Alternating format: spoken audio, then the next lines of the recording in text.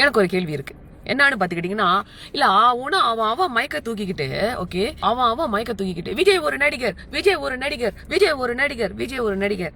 ஏன் இப்ப இருக்கிற கட்சிங்களோட தலைவருமா இருக்கட்டும், இல்ல அவங்களோட லொடுக்கு லண்டு லசுக்கு லொசுக்கு எல்லாம் ஏன் அவங்களாம் நடிக்கலையா?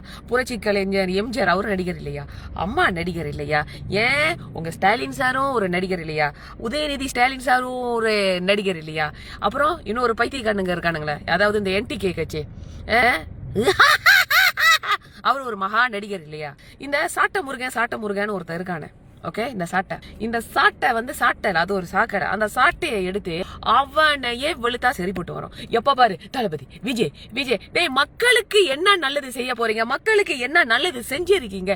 எந்த விஷயத்த மாத்தி அமைச்சிருக்கீங்க? மக்களுக்கு என்ன கொண்டு வர போறீங்க அப்படின்றத பிரச்சாரத்துல பேசுங்கடா. தளபதி வந்து அத DMK பத்தி பேசுறாருன்னா ஏன் பேசுறாரு? இந்த விஷயம் செய்யல, மக்கள் இதனால பாதிக்கப்பட்டிருக்காங்க, இந்த மாதிரி நடக்குது, இது வந்து தப்பு அப்படின்ட்டு அது பேசுறாரு. வலுக்கட்டாயமா 400 ரவுடிதான் எந்த மேடையை எடுத்தாலும் மக்களுக்கு நலனை கருதி பேசுறது இல்ல. விஜய் இப்படி, அவன் அப்படி, அவன் வாழ்க்கை இப்படி. டே, முன்னால திரும்பி பார்த்தா உங்க குடும்பத்தோட இதே நாருண்டா. எல்லாரோட குடும்பத்திலயும் பிரச்சனை இருக்கு, எல்லாரோட இதுலயும் பிரச்சனை இருக்கு. என்னமோ விஜயோட பிரச்சனை தான் உலகமாக பிரச்சனை மாதிரி மக்கள் பிரச்சனை நீங்க பேசல. ஃபுல்லாவே விஜய் இன்னும் என்னென்ன மேக்சிமமா கொடுக்குறீங்க. விஜய் தேய்க்கிறாரோ, தளபதி தேய்க்கலையோ, அது ரெண்டாவது பிரச்சனை.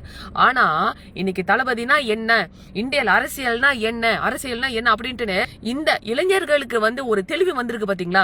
அவனா தளபதியை போயிட்டு பொலிட்டிக்ஸ் படிச்சுட்டு வர சொல்லுங்க, அரசியல படிச்சுட்டு வர சொல்லுங்க. டே விளக்குனீங்களா?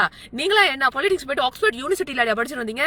ஆக்ஸ்போர்ட் யூனிவர்சிட்டி இல்ல, உங்க தமிழ்நாட்டுல அரசியல் செய்வது எப்படி, அரசியல் பூந்து கொள்ளடிப்பது எப்படி அப்படின்றது தனியா ஒரு கல்லூரி வச்சிருக்கீங்களா? இல்ல பல்கலைக்கழகம் வச்சிருக்கீங்களா? பைத்தியக்காரனுங்களா?